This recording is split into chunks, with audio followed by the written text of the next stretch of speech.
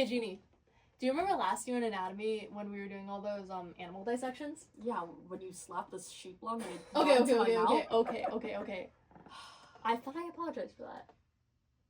Will it ever be enough? Oh, okay. Regardless, though, anatomy was my favorite class that I took last year because of all the dissections, and I know dissections are already pretty controversial.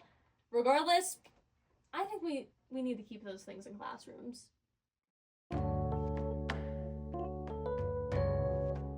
Okay, my main argument is that animal dissections are an integral part of learning and need to be kept in classrooms.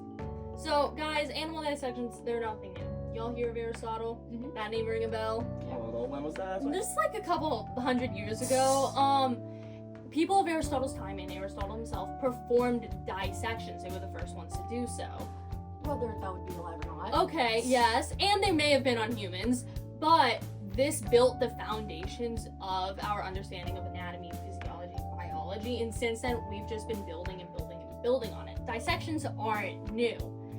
And I think one of the reasons why that they persisted for so long are because of the pros that they give.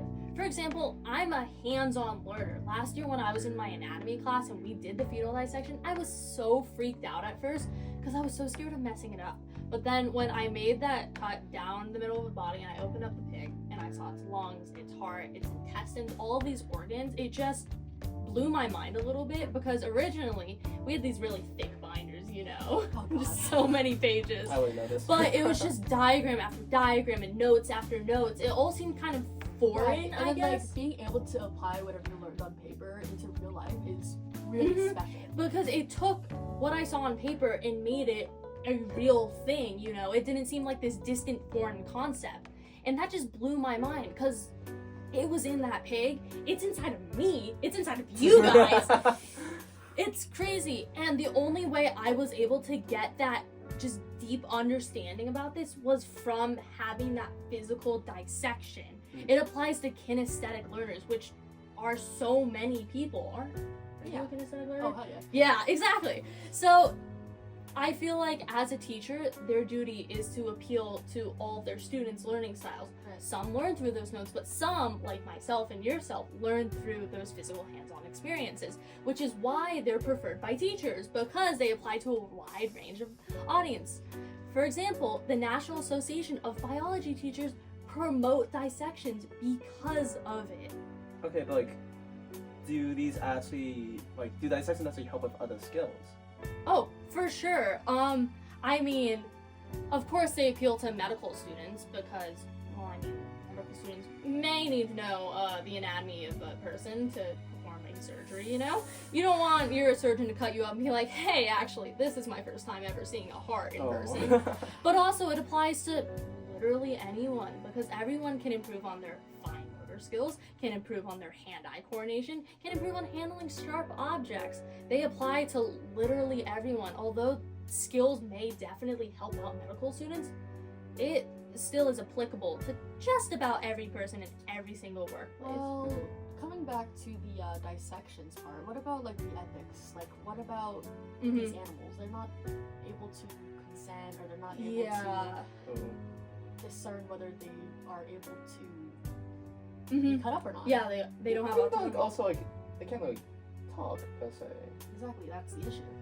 Yeah, I think that's the biggest counter argument with people being iffy on dissections is kind of the ethics behind it. I think there's two main parts of it. First off, it's an animal's life and we're taking an animal's life to do this. And then secondly, not only are we taking that life, but we're cutting into that life. It's kind of graphic, you know? A little disrespectful even.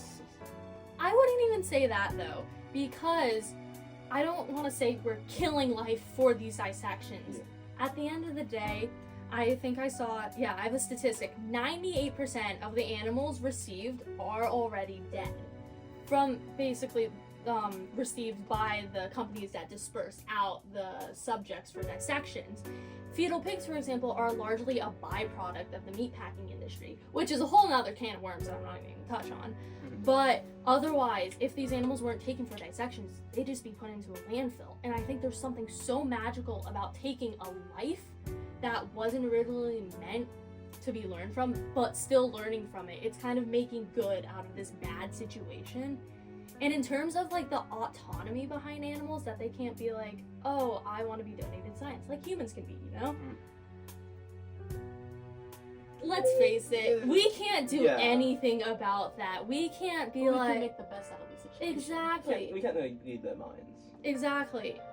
We continue to do dissections anyway because the benefits outweigh the cons. We learn so much from them, and it just enhances our understanding of life in such an interesting and magical way.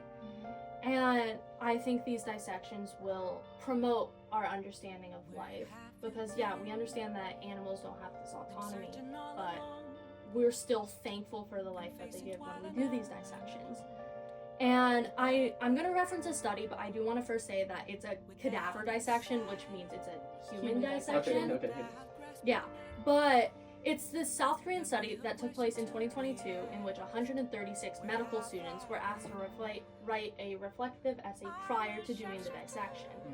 And just reading these essays, they have such a deep gratitude for this life that had been given. And they're pledging to learn from it, they're pledging to do this with honor, and I think having that mindset, even when doing something on a lesser scale, such as a pig or frog dissection, I think that's a really good mindset to teach It teaches students. these people like empathy when they're being able, like they're given the chance to be able to do these dissections. Mm-hmm.